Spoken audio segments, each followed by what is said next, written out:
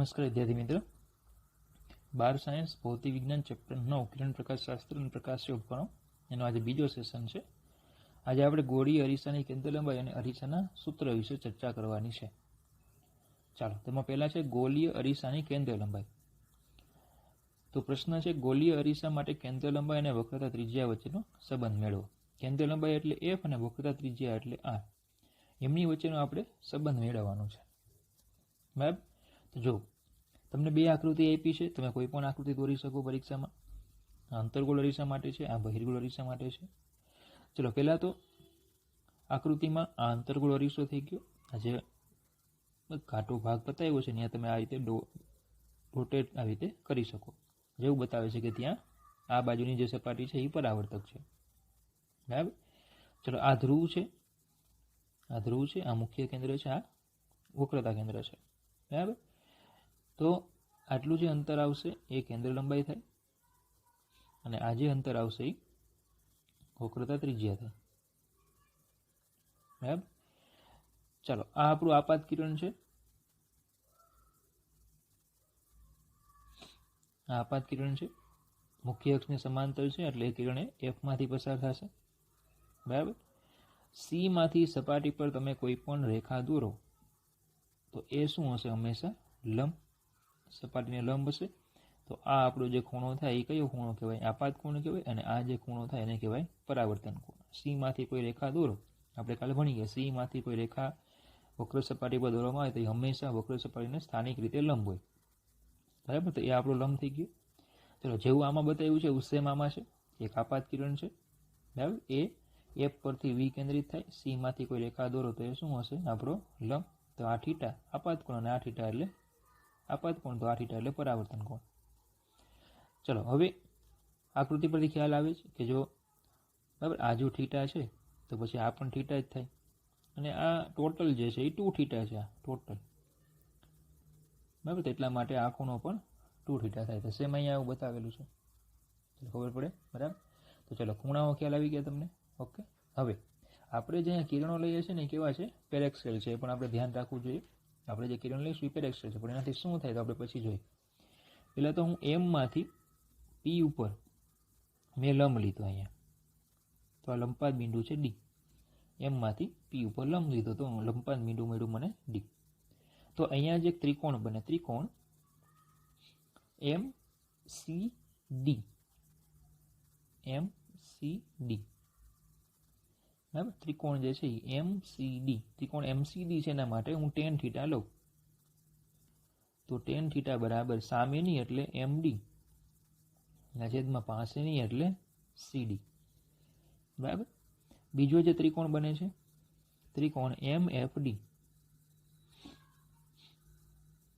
એમાં આપણે ten 2 theta લઈએ. તો ટેન 2 થીટા બરાબર સામેની એટલે એમ ડી ના છેદમાં પાસેની એટલે એફ ડી. ચાલો, ખબર પડી આટલી? આને કહી દઈએ આપણે સમીકરણ નંબર 1. બરાબર? હવે તમને કીધું એમ કે ભાઈ પેરેક્સિયલ કિરણ છે. કેવું કિરણ છે? પેરેક્સિયલ કિરણ એટલે આપણે ભણી ગયા મુખ્ય અક્ષની સૌથી નજીકનું કિરણ, જેને થીટા અત્યંત નાનો હોય તેવું. થીટા છે એ ખૂબ નાનો હોય તેવું. તો થીટા ખૂબ નાનો હોય તો પછી સમીકરણ 1 ને આપણે આ રીતે લખી શકીએ. ટેન થીટાની જગ્યાએ થીટા થઈ જાય તો theta M D upon C D, અને ટેન 2 થીટાની જગ્યાએ 2 થીટા થઈ જાય M D upon F D. બરાબર? ખૂણો નાનો હોય ત્યારે tan theta approximately equal to theta બની જાય. તો આ થીટાની કિંમતને જો હું અહીંયા મૂકી દઉં તો આ થઈ જશે 2 M D upon C D equal to M D upon F D. ચલો, એમ ડી કેન્સલ થાય તો આવી જશે આપણને એફ ડીને કરતા બનાવીએ તો F D equal to C D by 2. F D equal to C D by 2. ચલો, હવે એફ ડી તો પેરેક્સિયલ કિરણ છે, થીટા ખૂબ નાનો છે. બરાબર? અને આ કિરણ જે છે એ મુખ્ય અક્ષની ખૂબ નજીક હોય તો પછી ડી અને એફ જે છે એ લગભગ એક જ લઈ શકાય. ડી અને પી જે છે એ લગભગ કેવા લઈ શકાય? એક જ લઈ શકાય. કારણ કે ખરેખર સમજો, ખરેખર કિરણ છે ને મુખ્ય અક્ષની ખૂબ નજીક હોય એટલે આમ. તો પછી અહીંયાથી તમે લંબ દોરો તો પી અને ડી બંને લગભગ કેવા કહેવાય? એક જ કહેવાય. બરાબર? ચાલો, તો પેરેક્સિયલ કિરણ હોય ત્યારે કેટલી બાબતો આપણને ખ્યાલ આવ્યો? બંને બાબત તમારે યાદ રાખવાની. એક તો ખૂણો નાનો હોય અને ધ્રુવ અને આપાત બિંદુથી મુખ્ય અક્ષ પર દોરેલો લંબ એ બિંદુ બંને કેવા થાય? લગભગ એક જ થાય. તો પછી પેરેક્સિયલ કિરણની બરાબર, તો એફડી જે છે એફડી, એફડી છે એ તમે કહો કે પછી એફપી કહો, બંને કેવા થાય? ઇક્વલ થાય. FD is approximately equal to FP, એટલે કે આવી જશે એફ, અને CD is approximately equal to CP, એટલે આવી જશે આર. તો તમે અહીંયા બંને કિંમતો મૂકી દો તો તમને મળી જશે F equal to R by 2. તો આ થઈ ગયો આપણો સંબંધ F equal to R by 2. તો આને હું આપું છું વ્યાપક. બરાબર, જ્યાં પણ આ ચેપ્ટર મહત્વનું તમને કાલે લેક્ચરમાં કીધેલું કે ખાલી સૂત્રો આવડવા પૂરતું ઇનફ નથી, પણ જ્યાં હું એવું લખું ને વ્યાપક, એટલે તમારે એ હંમેશા યાદ રાખવાનું કે એ વ્યાપક સૂત્ર જ છે, એ બધા માટે લાગુ પડે, અંતર્ગોળ હોય કે બહિર્ગોળ હોય, બધા માટે સૂત્રો લાગુ પડે. બરાબર, ચાલો, તો ઇઝી થિયરી છે. ઓકે, ચાલો, ખ્યાલ આવી ગયો હશે. ખૂણાઓ જ ખાલી 2 ત્રિકોણો જ લેવાના છે. ચાલો, હવે લઈએ આપણે અરીસાનું સૂત્ર. ચાલો, અરીસાના સૂત્ર માટે અહીંયા આકૃતિ મેં દર્શાવેલી છે. એટલે તો અરીસાનું સૂત્ર કોને કહેવાય? તો કે તમને ખ્યાલ હશે કે અરીસાનું સૂત્ર એટલે યુ, વી અને એફ વચ્ચેનો સંબંધ. યુ, વી અને એફ વચ્ચેનો સંબંધ દર્શાવતું જે સૂત્ર આવે એને અરીસાનું સૂત્ર કહેવામાં આવે. બરાબર, તો ચાલો, અરીસાનું સૂત્ર મેળવવા માટે મેં એક આકૃતિ બતાવી છે. તો આ આપણી વસ્તુ છે. બરાબર, આ જે છે આપણી વસ્તુ છે. તો આ જે છે એ વસ્તુ અંતર છે. વસ્તુ સીથી દૂર છે, પ્રતિબિંબ સી અને એફની વચ્ચે મળે છે. તો મેં એમાંથી 3 કિરણોને ધ્યાનમાં લીધા. એક લીધું મુખ્ય અક્ષને સમાંતર, તો એ પરાવર્તન પામીને એફમાંથી પસાર થાય. બીજું, ધ્રુવ પી પાસે કોઈ ખૂણો બનાવતું હોય તો એ પરાવર્તન પામીને તેટલા જ ખૂણે પસાર થાય. અને ત્રીજું લીધું છે સી માંથી પસાર થતું હોય તો એ પરાવર્તન પામીને ફરી પાછું સી માંથી જ પસાર થાય. તો આ રીતે આપણને જે એ બી વસ્તુ છે એનું આપણને વાસ્તવિક ઉલટું પ્રતિબિંબ અને નાનું પ્રતિબિંબ અહીંયા એ ડેશ બી ડેશ મળે. બરાબર, ચલો, આટલું જે ડિસ્ટન્સ છે એ એફ છે, જે છે એ એફ છે. આ પ્રતિબિંબ અંતર એટલે કે વી, આ છે વસ્તુ અંતર એટલે કે યુ, અને આ જે છે એ વક્રતા ત્રિજ્યા એટલે કે આર. બરાબર, પેરેક્સિયલ કિરણ આમાં પણ આપણે લેવાના છે. ચાલો, ખબર પડી આટલી? ઓકે, ચાલો, હવે આપણે આમાં પણ આપણે 2 ત્રિકોણોને ધ્યાનમાં લઈએ. બરાબર, ચલો, હું એક ત્રિકોણ લઉં છું અહીંયા, કે ત્રિકોણ લઈએ આપણે A dash B dash F, અને બીજો ત્રિકોણ આપણે લઈએ છીએ ત્રિકોણ એમ પી એફ. જોજો, A dash B dash F એટલે આ ત્રિકોણ, અને બીજો ત્રિકોણ છે એમ પી એફ. હવે તમને એમ થશે આ ક્યાં ત્રિકોણ છે, પણ હમણાં તમને કીધું આગળ કે આનો જો અહીંથી લંબ દોરો તો આ બંને બિંદુઓ લગભગ કેવા છે? એક જ છે. એટલે તમે એને શું કહી શકો? હોય ત્રિકોણ જ કહી શકો. બોલો, ખબર પડે? તો આ તમારે ત્રિકોણ જ લઈ લેવાનો આ. બરાબર, તો ચલો, બંનેમાં એક એક ખૂણો 90નો. ઓકે, આ બંને ખૂણા સામસામેના સરખા હોય તો ત્રીજો ખૂણો પણ સરખો થાય. તો આ ત્રિકોણો કેવા છે? સમરૂપ ત્રિકોણો છે. કેવા ત્રિકોણો છે? સમરૂપ ત્રિકોણ છે. ખબર પડે? બરાબર, ચલો, સમરૂપ ત્રિકોણ માટે બાજુનો ગુણોત્તર સમાન હોય. તો ચલો, એ ડેશ બી ડેશ ના છેદમાં એ બી લઈએ, અથવા તો માફ કરજો, એ ડેશ બી ડેશ ના છેદમાં એમપી. આ જે છે એને સમતુલ્ય તો બી ડેશ એફ ના છેદમાં આવશે એફપી. બરાબર, ચાલો, હવે એમપી એટલે જ કોણ થાય? એ બી થાય. એમપી એટલે જ શું થશે? એ બી. બરાબર, તો ચાલો, એ ડેશ બી ડેશ ના છેદમાં એ બી બરાબર બી ડેશ એફ ના છેદમાં એફપી. આને કહી દો નંબર 1. ચાલો, તો આ ત્રિકોણોનું કામ પૂરું થઈ ગયું. બીજા ત્રિકોણો લઈએ. ત્રિકોણ એ બી પી અને ત્રિકોણ એ ડેશ બી ડેશ પી. ચાલો, જોજો, એ બી પી એટલે આ એ બી પી આટલો ત્રિકોણ, અને બીજો છે A dash B dash P આ ત્રિકોણ. તો જો આ બંને ખૂણા 90ના, આ બંને ખૂણા સમાન હોય કારણ કે એક આપાત કોણ છે એક પરાવર્તન કોણ છે, તો ત્રીજો ખૂણો પણ સમાન જ થાય. તો એ પણ સમરૂપ ત્રિકોણો છે, સમરૂપ ત્રિકોણો છે. બરાબર. તો બાજુનો ગુણોત્તર સમાન થાય તો A ડેશ B ડેશના છેદમાં AB, બરાબર, A ડેશ B ડેશના છેદમાં AB તો આવશે BP અથવા B ડેશ P ના છેદમાં BP. ચલો ખબર પડી આટલી. ઓકે, આને કહી દો સમીકરણ નંબર 2. ચલો ત્રિકોણનું કામ પૂરું થઈ ગયું અહીંયા. તો સમીકરણ 1 અને 2, સમીકરણ 1 અને 2 ને સરખામણી કરીએ આપણે, આ બીજું અને આ પહેલું, જેની સરખામણી કરીએ તો આપણે આવું લખી શકશું કે B ડેશ F ના છેદમાં FP બરાબર B ડેશ P ના છેદમાં BP. હવે B ડેશ F જોજો, B ડેશ F એટલે આટલું અંતર થયા, તો એ અંતર એટલે આજે, બરાબર, B ડેશ F જે છે B ડેશ F એ અંતર એટલે B ડેશ P માંથી FP બાદ કરી નાખો એટલે મળી જાય. તો હું અહીંયા B ડેશ F છે આવું લખી શકું, શું B ડેશ P માંથી FP બાદ કરો એટલું થાય છેદમાં FP equal to B dash P ના છેદમાં BP. આને કહી દો સમીકરણ નંબર 3. ઓકે, ચલો હવે જુઓ બધા અંતરો અહીંયા લખીએ. B dash P, B dash P અંતર જો બોલો V છે, B ડેશ P શું છે V. પછી FP એટલે કેન્દ્ર લંબાઈ F. બીજું અંતર કયું છે BP એટલે વસ્તુ અંતર U.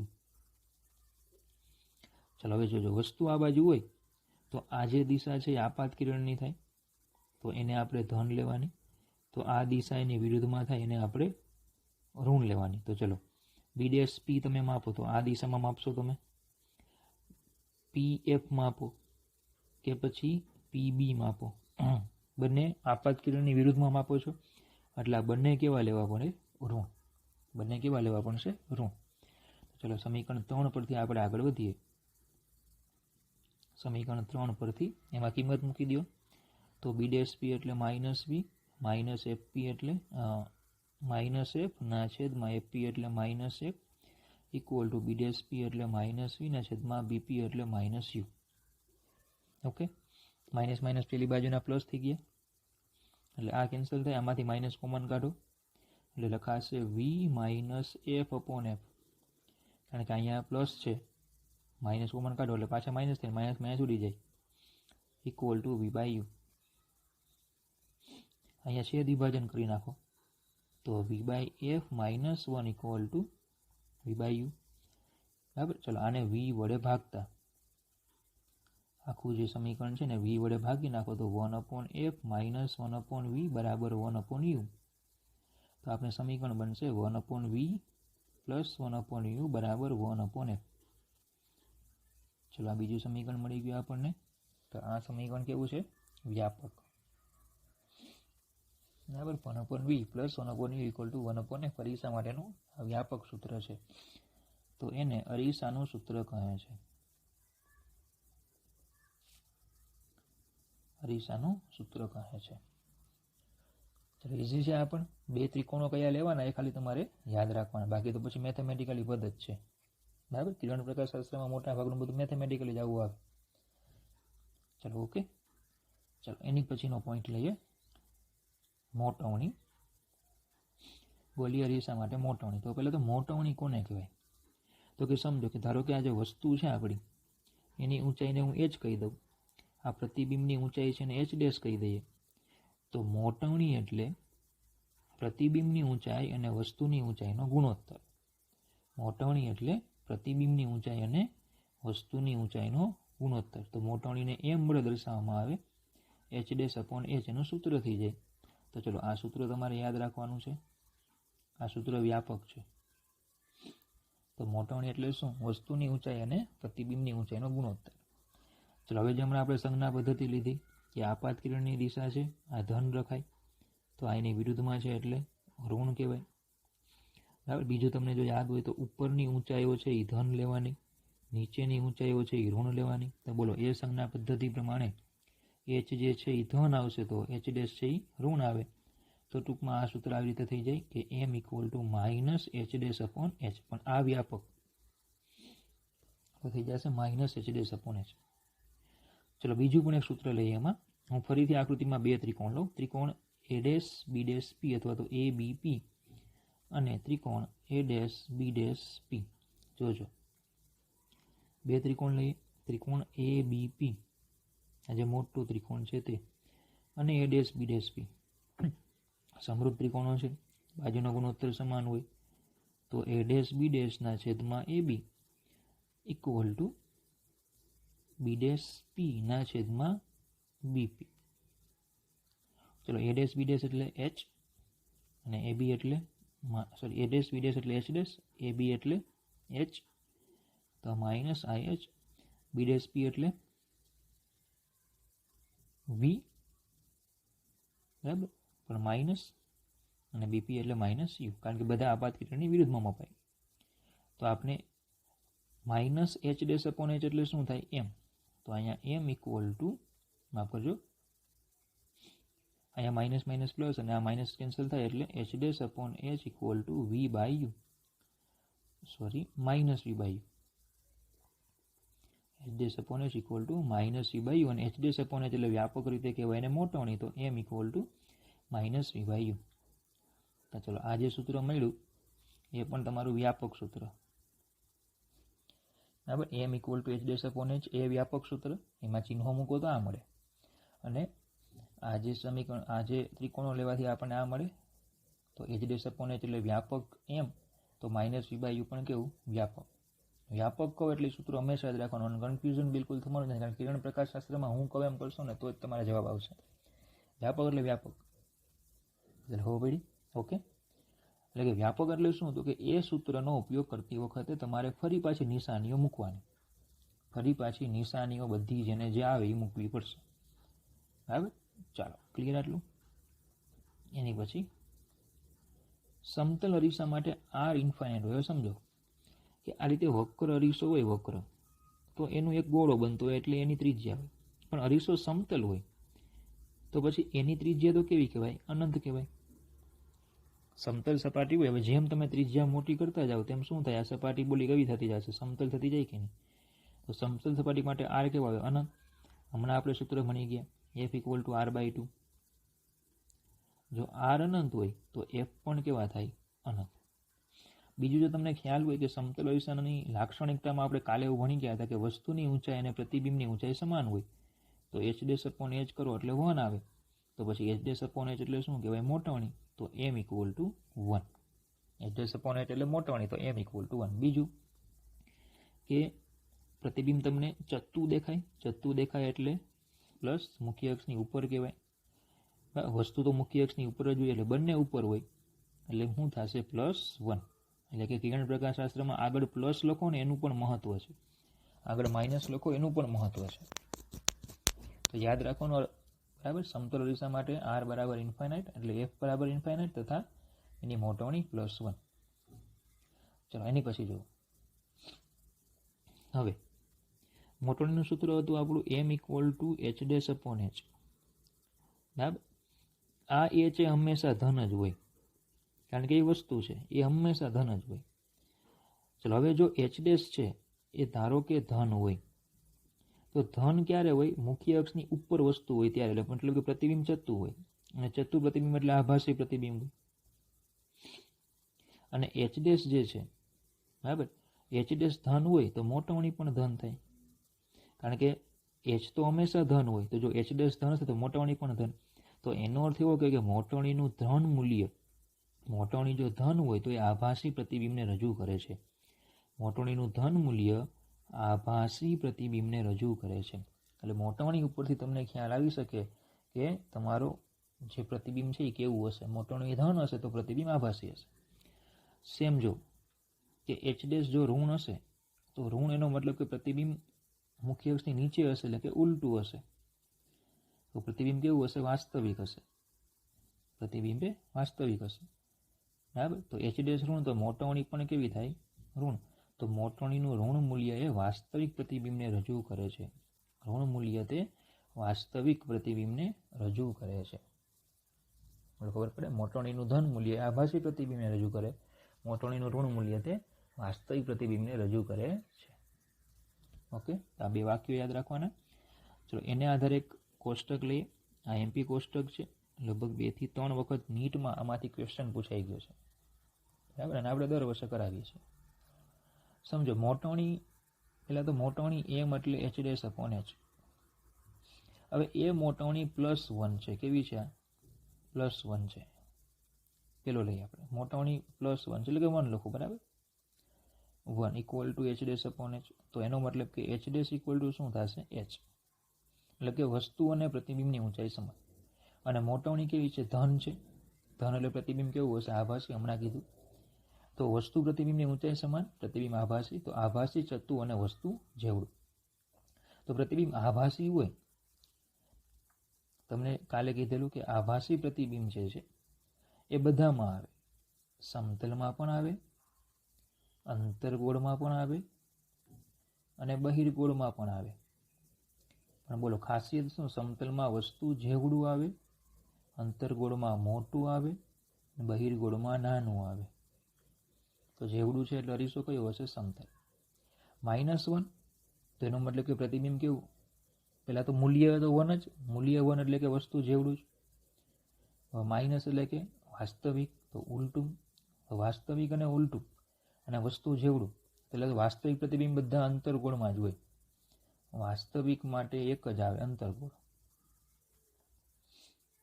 વાસ્તવિક પ્રતિબિંબમાં અંતરગોળ એક જ આવે. એટલે અહીંયા અંતરગોળ થઈ ગયું. ચલો, હવે પડી આટલી. તો હવે સમજો, તમને ખ્યાલ છે કે આવું પ્રતિબિંબ મને ક્યારે મળશે? વાસ્તવિક મળે, ઉલટું મળે ને વસ્તુ જેવડું મળે. ક્યારે મળે? અંતરગોળ રેખાના સી પર વસ્તુને મૂકો ને ત્યારે. ચલો, હવે મોટવણી >1 અને ઋણ. પહેલાં તો ઋણ. ઋણનો મતલબ કે વાસ્તવિક. >1 એનો મતલબ શું થાય? જો કે એચ ડેશ અપોન એચ >1. તો એનો મતલબ કે એચ ડેશ > તો વસ્તુ કરતાં પ્રતિબિંબ કેવું? મોટું. તો વાસ્તવિક, ઉલટું અને મોટું. વાસ્તવિક છે એટલે અંતરગોળ જ હોય. પણ ચલો, ક્યાં મૂકવું જોઈએ? વસ્તુને ક્યાં મૂકવાની? કે પ્રતિબિંબ વાસ્તવિક મળે, ઉલટું મળે, મોટું મળે, સી અને એફની વચ્ચે. એટલે પ્રતિબિંબ સી થી દૂર મળે, મોટું મળે, વાસ્તવિક મળે. ચલો, હવે <1 અને ઋણ. પહેલાં તો ઋણ એટલે પ્રતિબિંબ વાસ્તવિક અને ઉલટું. <1 તો એચ ડેશ અપોન એચ <1 મતલબ કે એચ ડેશ <, તો વસ્તુ કરતાં પ્રતિબિંબ નાનું. બરાબર. અને અરીસો તો વાસ્તવિક છે એટલે અંતરગોળ થઈ ગયું. વસ્તુ કરતાં પ્રતિબિંબ કેવું? નાનું. તો ચલો, વસ્તુને ક્યાં મૂકવી પડે કે પ્રતિબિંબ નાનું મળે? તો સી થી દૂર પ્રતિબિંબ કેવું મળે? નાનું મળે. ચલો, >1 અને ધન. ધન એટલે આભાસી, ચત્તુ. અને >1 એનો મતલબ શું થાય? મોટું.